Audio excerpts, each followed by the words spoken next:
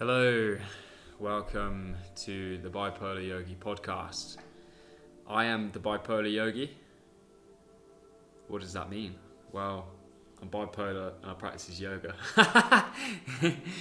So, basically, I thought that was a good name. And what's this podcast about? Well, I'm going to tell you some stories about my life, really. Basically, my whole life story, which led me to receiving a diagnosis of bipolar. Not the funnest thing to be diagnosed with because it's supposedly a really serious mental health condition that will affect you for your whole life. And according to psychiatrists in the UK, there's no other way to treat it than drugs. I think that's bollocks. I think yoga is a much better way. So I've been practicing yoga for a little while now. I'm actually currently in India, training with a yogi, which is pretty cool. I'm in the Himalayan mountains right now. I thought, what a great time to start telling this story, because the other day I met a woman and she was really cool. She kind of needed my help at the time. So she came for some sound healing at this centre that I'm staying at. And basically, she got a nosebleed. And this woman came out, her nose was bleeding. I was like, oh no, nosebleed. Quickly put my first aid hat on. I just said to her, sit down, hold the bridge of your nose and bend forward. So I left her to it, and I thought, what a great way to help people. So like about 20 minutes later, somebody came and got me because not a lot of people around were speaking English. The woman spoke English, and they were like, there's something wrong. I didn't really know what was going on, but I went along and I saw the woman was still there and her nose was bleeding and there was also blood coming out of her eyes and she was coughing up blood, and I was like, oh shit. So basically I was like, we need to phone an ambulance. Called an ambulance. That took ages. This woman, I started chatting to her and she was like, can you come with me to the hospital and everything? I was like, yeah, of course, I'm here for you. It's going to be fine. You're not going to die. Don't worry. All right? If you do die, don't worry either. So anyway, we get in this taxi and, at first she's so stressed. This woman is like, she really believes she was going to die. And I got in a taxi with her. We are driving to the hospital and it's probably an hour and a half drive that we had to do. And she was like, can you just start talking to me? Just tell me about yourself. So I did. I was like, I'm here practicing yoga. I'm a psychology student. And I'm interested in helping people with their mental health. That's kind of what I want to do with my life. That's my keen interest, is helping others become better versions of themselves.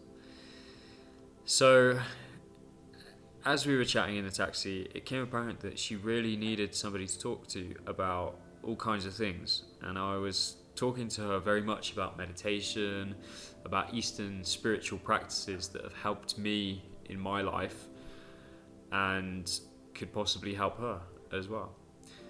And basically by the time we got to the hospital, she was in a much better mood. She was so much happier. She was like, because, at the end of the day, we were in a foreign country. Obviously it's scary.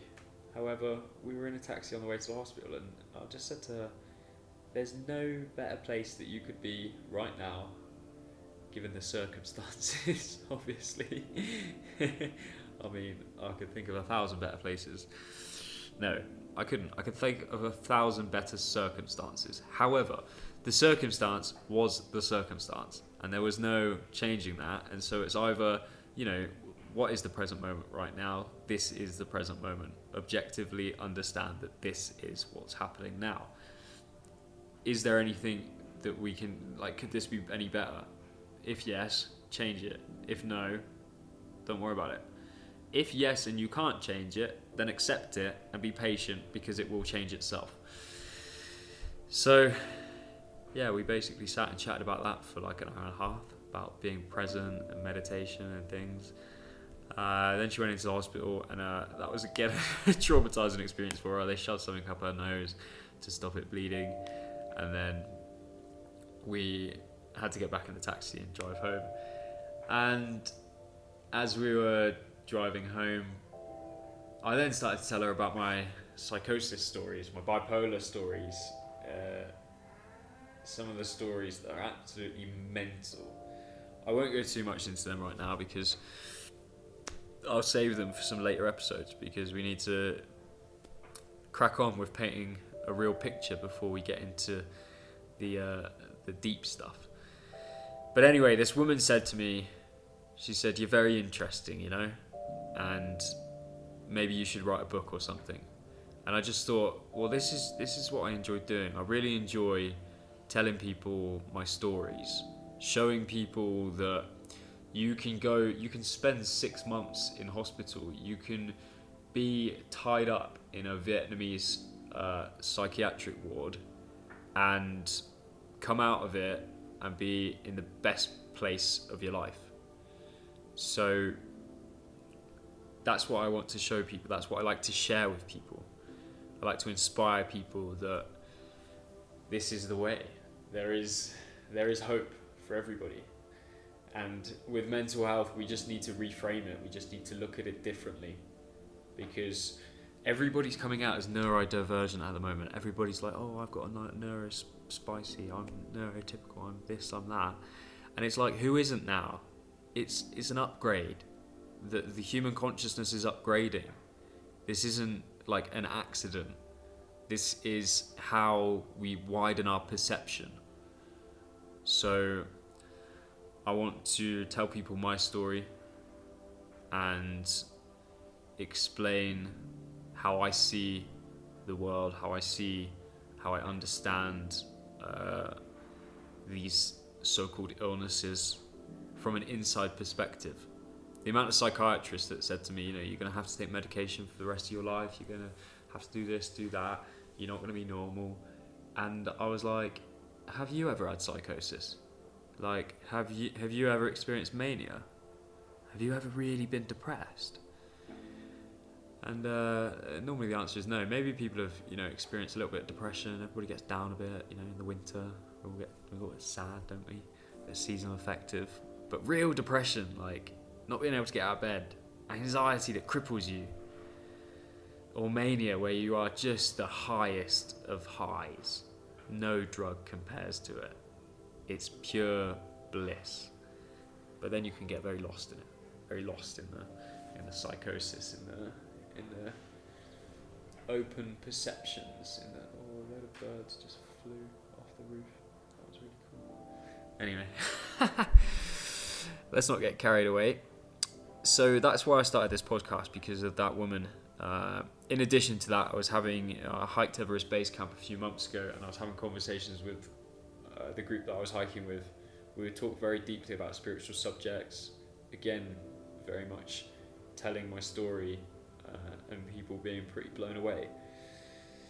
And they're like, "You should start a podcast." And I was like, "Yeah, maybe I should. You know, maybe I will just start talking about it, just tell my story, and hopefully."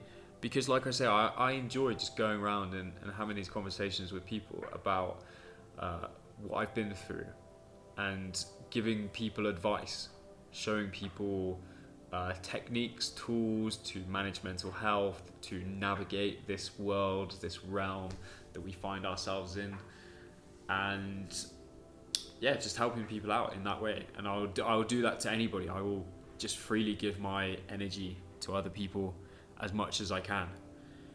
And so what this is about is being able to put that out on a much larger scale. And that being said, it doesn't matter if just one person listens. It doesn't matter if nobody listens, to be honest, because like even if I meet somebody for 5 minutes and they're like, I want to talk to you more, I can just be like, well, just go and listen to this, and you know, and then just send me a text or something if you've got any questions. But yeah, so I guess I'll start with my birth, really, because this is something I tell everybody, is that no matter what, in this life, we are all the same. We are all on the same journey, okay? And it starts with birth and it ends with death. That's as much as we know, okay? That's the ultimate truth that we all can really know. Although, can we know it at the deepest level? Because have any of us really experienced death if we're living? We're not sure. But basically, we can all agree that we were born and we're going to die. Right? That is pure fact. And it could be that we die in the next minute, tomorrow, in a year, whenever it is. Okay, that is our destination. We just don't know when we're going to get there. And so people spend their lives trying to satisfy these short-term destinations, going like, oh, once I do this, I'm going to be happy.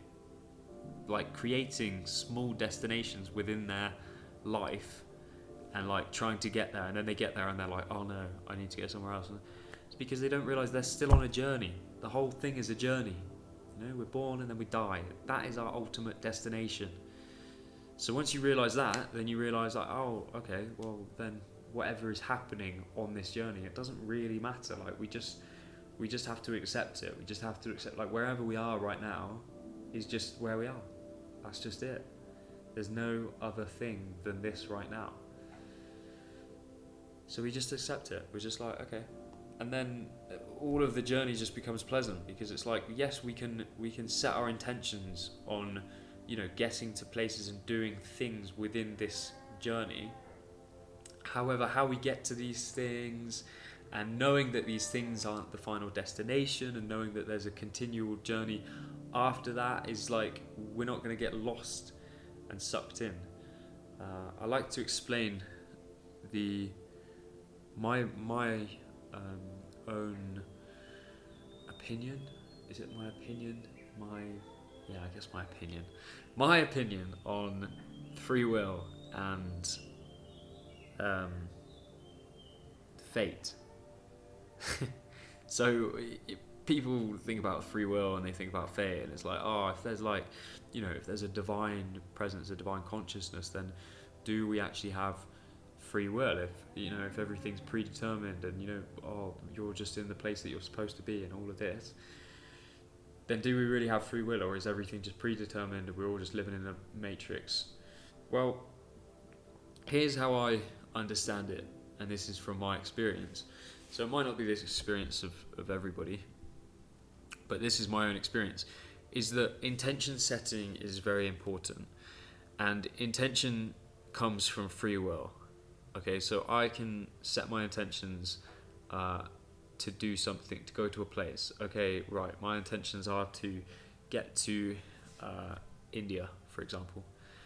And so long as I set those intentions and I am not kind of attached to how I get there or when I get there or any of these things,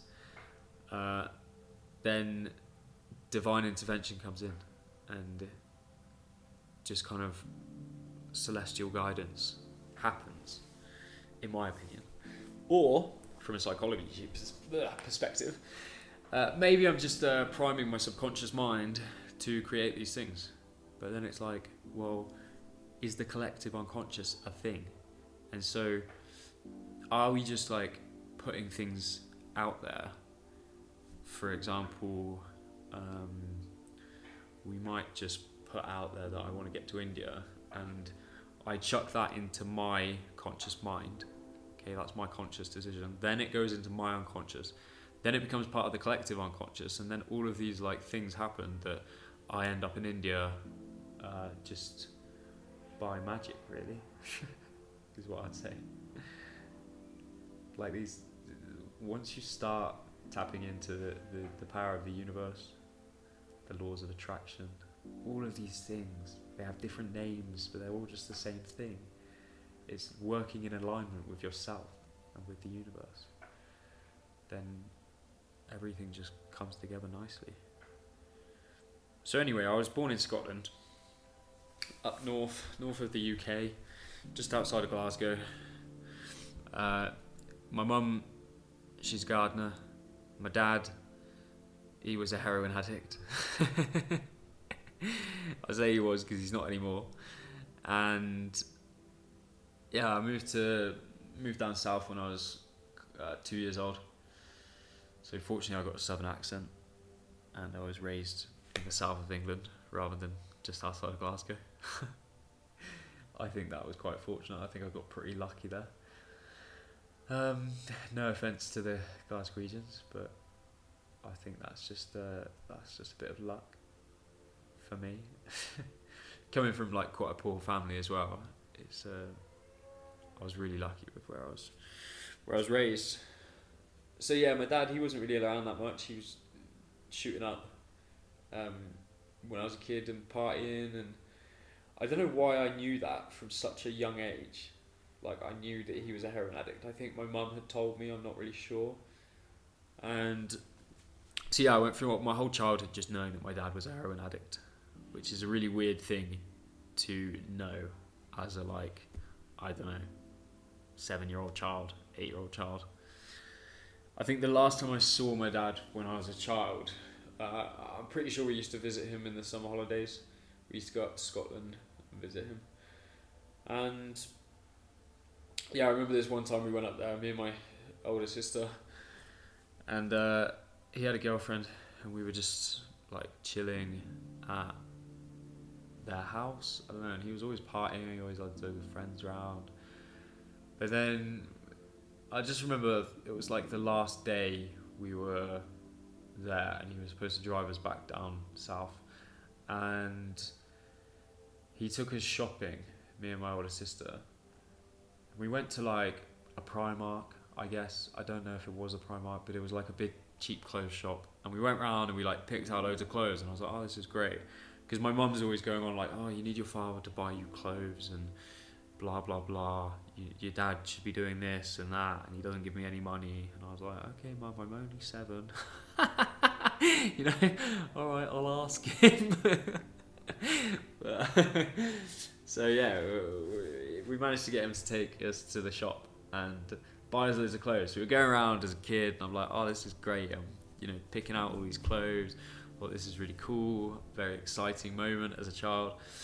And as a young person, the general rule when you go around a shop with your parents is that when you pick stuff out, you then go to the checkout and you take them all home with you. But yeah, we got to the checkout, and I don't think my dad had any money, which was a bit weird. I thought that's odd. I thought adults have money. I thought adults are supposed to especially your dad. He just has money, doesn't he? He's your bank. I don't really know. I didn't really. I was only like 7. So we got to the checkout. He basically got declined, and I was so confused. I was like, so where are all these clothes? I'm 7 years old, and from there we then drove back to England, which is like, I don't know how long, it may be a 10-hour drive or something. So I was just like, couldn't wait to get home and get all these clothes, but they just didn't exist anymore. So yeah, that was one of my last memories of my dad. And then we got back to my mum's, and I remember she wasn't in, and he like climbed through the window, and then my mum freaked out. I guess maybe because heroin addicts probably usually steal stuff, so she was like, oh, what's he doing in the house? So yeah, crazy experience as a 7-year-old kid. But that was the last time I saw my dad for a while, growing up. And I was pretty much raised by my mum. Yeah, she looked after me on her own. She was a great single mum. She took us on holidays. We went to Thailand when I was very young, probably around a similar age actually, maybe 6 or 7. My uncle lived there, so we went and visited him. I remember that holiday really, really well, which was lovely. We saw crocodiles and elephants and all sorts. And then she would take us on camping trips. She was very close with a biker club, like a motorbike club. Not quite the Hells Angels, but similar kind of thing. So we spent a lot of time at this pub with these bikers, which was cool. And we would go on holidays with them. We would go camping, and I have very fond memories of being a child and all of these things that my mum did for me all by herself. So that was amazing. You know, I was just a kid. I just didn't know any better. This was just a great life. You know, growing up, um, things were all good. Um, but one thing actually that does stick out was when my mum had her episode. So she's also diagnosed with bipolar. Obviously, runs in the family, doesn't it? It doesn't do much running though. Gosh, poor joke. Anyway, yeah, so she had an episode when I was maybe even younger than that. I must have been maybe 5. I'm not 100% sure. But it was around Christmas time. I remember being in play school, and my granddad picked me up to take me to like the hospital. Yeah, I went to the mental hospital. My mum was sectioned, and we'd go and visit her, and I had to stay at my auntie's at Christmas, and Santa came to us there, which I thought was very cool that he knew that we were there. Yeah, it was just a strange experience, really. My mum being in hospital, me not really knowing why or what was going on, her being a little bit mental. I remember one time we went to the shop, and we were at my grandma's house, and my mum had taken me and my sister to the shop, and she was like, "You can have any chocolate that you want." And I was like, "Oh my god, like my mum never lets me have chocolate." What's going on? She's the best mum ever today. And she was having a manic episode. And then my grandma was like on a push bike being like, "You need to come home." And I was like, "What's going on?" So that was a crazy experience as a kid, and I didn't really understand that until I got older. I didn't know that my mum had bipolar, or like what that experience was, until maybe I was 14, 15, that I started to understand that. Which is crazy how all of these things happen in your childhood, and you might not understand them until you get a little bit older. You're like, "Oh, that's what that meant," or "That's what that was," or whatever. So yeah, some like early memories that I have of my own mental suffering, I suppose, was as a child, like not being able to sleep because my mind was so active. And I don't know, maybe that's normal as a child, who knows? But I remember just this one night, and it sticks out in my head like so specifically, and it always has, that I was just led in bed, and I'm like, "Mum, I can't sleep. She's like, "Just go to bed, just shut your eyes, go to sleep. That's how it works." And I'm like, "No, I can't. There's too many voices in my head. There's too much going on." And she's like, "It's fine, just go to sleep." And just sort of normalised it. And I don't know if it is normal or if it was normal or whatever. But it was the experience that happened anyway. So yeah, then when I was 8 years old, my stepdad came along. And yeah, me and my sister didn't really let my mum date. If you've ever seen the film Are We There Yet, where the kids just sabotage their mum's dates, that was literally me and my sister. We used to do all sorts of stuff. She had boyfriends before my stepdad, and yeah, then finally, like, she had been with my stepdad when she was younger, so like before my dad, they'd been together when she was like 19, I think. And so it was a relationship that they rekindled. They sort of like found each other one day. He was singing at a pub that she was working at, and yeah, they got back together basically, which is great, which is really nice. However, it wasn't nice for me because I was an 8-year-old kid that used to like sleeping in my mum's bed when I woke up in the middle of the night. So that couldn't happen anymore, which was frustrating to say the least.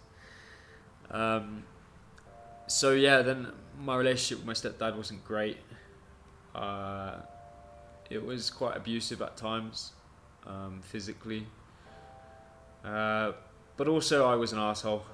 I remember one time he bought me a present. I don't know if it was for my birthday or for Christmas or whatever, but it was a remote control car, and I love stuff like that. I'd even love it if somebody bought me that now.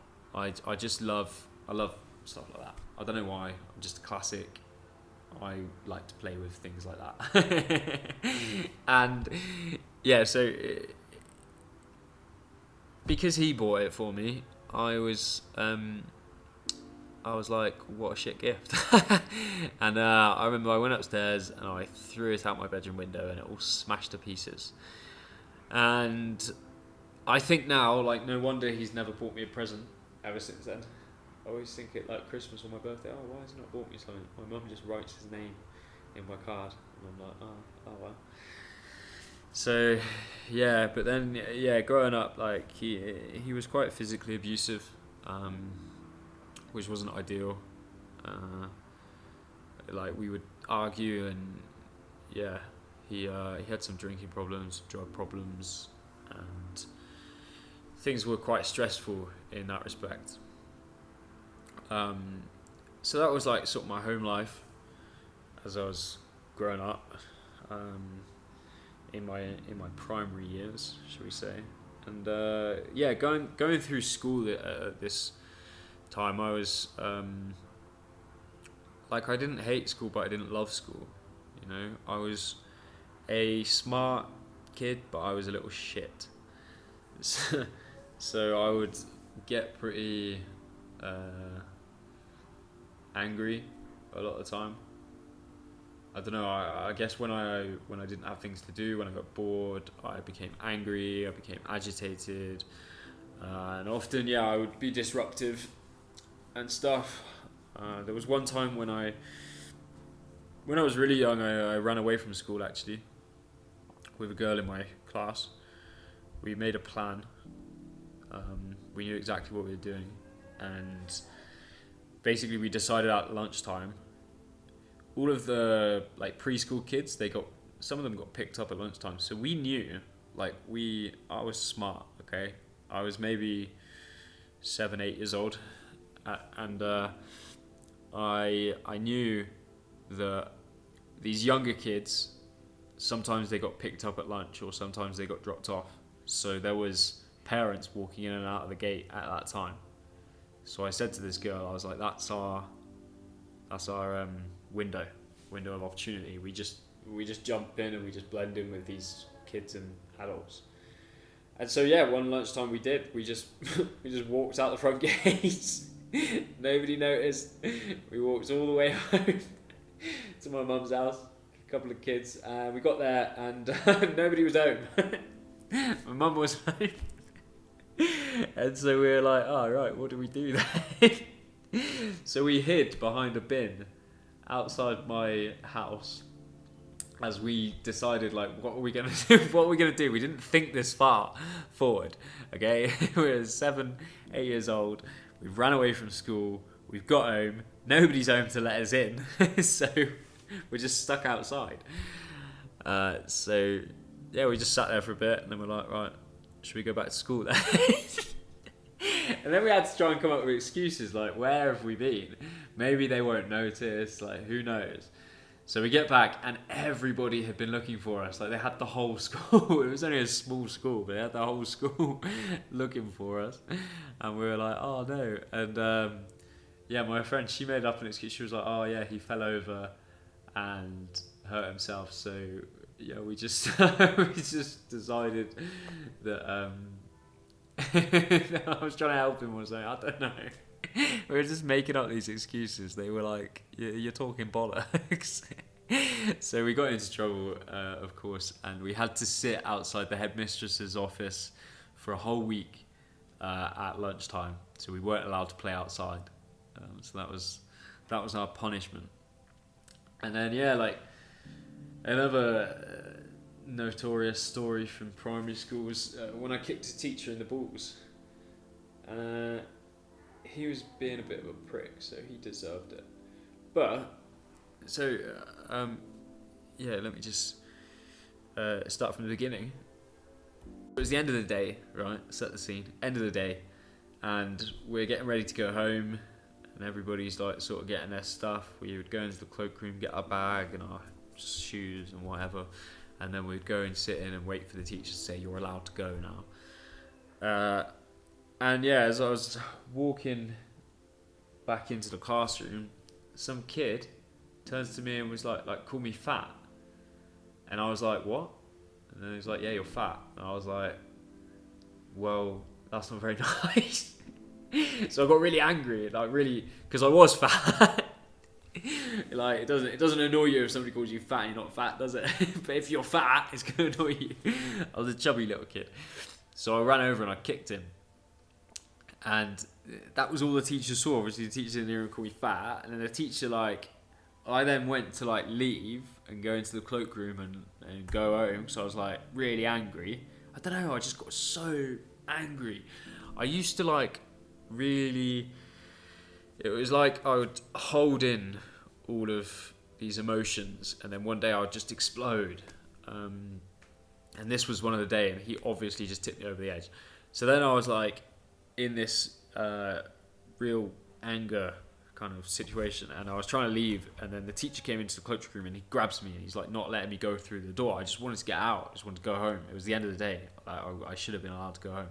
And the teacher grabs me and he's holding me, and he's got me tight. I remember I'm trying to kick and scream and get out of there, and he's holding me he's got hold of my biceps, this 40-year-old man, and I'm a 7-8-year-old child, and I'm flipping angry. I just want to smash the world up. So I just pull my leg up, bam, smack him in the balls. He's obviously gone and grabbed me tighter. I'm not a violent person anymore, I must say. Peace and love. Peace, love and harmony. So yeah, then the head teacher came along and I wasn't having any of it. I tried to push her away, and we were just in this kerfuffle, what felt like forever, just in the cloakroom. Just so much anger. I can just remember it. I can remember it so clearly. And then a guy comes into the cloakroom, and it's Dodgy Dave, of course. Dodgy Dave is one of my neighbours, and his name is not Dave, and he's not dodgy, but that's what I refer to him as to all of my friends, because he used to buy us alcohol when we were young. And they'd be like, "Who'd you get it off?" And I'm like, "Dodgy Dave." So Dodgy Dave comes in, and he's like, "Oh, what's going on?" And I'm like, "Oh, just flipping angry." And he's like, "Oh, come to pick you up, come to pick you up." I don't think he had. I think he just saw that there was something going on and came to the rescue, really, and he took me home. And then I got the day off school, and I wasn't really sure if I got excluded or if I was in trouble, what happened, really. But yeah, these kind of things happened every now and again in primary school. I would, get very angry, frustrated, whatever it was. And whether it was all of this pent-up stuff from my home life, from having a heroin addict for a dad, an abusive stepdad, clearly some kind of complex about my mum and worrying that, I just wanted to protect her, I think. I have a very protective nature towards my mum. So yeah, all of that went on through my kind of primary school years, and however, I was like I say, vaguely intelligent. I was really good at maths. Maths was my favourite subject. I enjoyed problem solving, and so when it came to SATs, which is end of primary school exams, basically exams for kids, I did quite well, and I really enjoyed that. I enjoyed that feeling of being like, oh well, they give you these exam things and I'm quite good at them, so that gives me some kind of satisfaction, which was nice. So yeah, that kind of sums up my early childhood up to age 11, really. That's how I remember myself. That's how the key kind of things that I remember. Another funny story actually about my dad. My mum said when I maybe 3 or 4 months after I was born, she took us to America because my dad's parents immigrated to America when he was 6, I think. So he grew up over there. But yeah, there's some funny story about him having to flee the country or something. And so they tried to go to America when I was 6 months old. So my older sister, she was 2, and so my mum's taken 2 babies basically over to America with my dad. And apparently, when they got there, obviously he got to like passport control security, and they like scanned his passport, looked at his passport, like went on the computer system, and were like, "Oh yeah, you're going to prison, you're getting deported." So they were like, "Ah, shit." So my dad just gets taken to an American jail, and my mum's there, just left in a foreign country with two children, two babies. And she said that my dad got his teeth knocked out when he was in prison. Apparently there were some guys in there who he owed money to or something. It was like, there's some really dodgy stuff going on. So he got his teeth knocked out in prison. What a hero. And yeah, she told me that she used to go and like smuggle hash into the prison. She used to use me and my sister. So what she would do was we would be sat there with a open packet of crisps when we went in, and she would just like, my sister's holding this packet of crisps, or I'm holding a packet of crisps, well, probably my sister, because she's old enough to hold a packet of crisps. I was real baby. And so my mum puts a lump of hash in this crisp packet while we're in there and smuggles it into the jail, and that's how she used to smuggle hash into prison for my dad. Don't tell anybody that. So yeah, that's just, those are the kind of things that I grew up with up until age 11. But I was really at heart a kind, loving, intelligent kid. I just had a lot going on at home. That's what it would always come down to at school. It's like, I've just got a lot going on at home, all right? Just give me a break. Anytime I get into trouble, it's like, just come on, miss, teacher, whatever. I've got a lot going on, all right? So yeah, that's like I say, my life so far. I hope you found that interesting. I'm going to leave it there until next week, where we'll go on and continue the story. I hope you found it interesting. Like I say, it's a lot of storytelling to begin with, as I kind of paint a picture of the life that I've led up until the moments when things got crazy. I started to see through the reality, this perception of reality. See between the lines. Not sure how to say it, but yeah, things get crazy as I grew up, crazier and crazier. So if you enjoyed that, please like, subscribe, comment, give me feedback. Tell me if you like listening to me. Tell me if you think this is a load of rubbish and you don't understand what I'm talking about. I love any feedback. And hopefully see you next week. Alright, that's the Bipolar Yogi. Peace.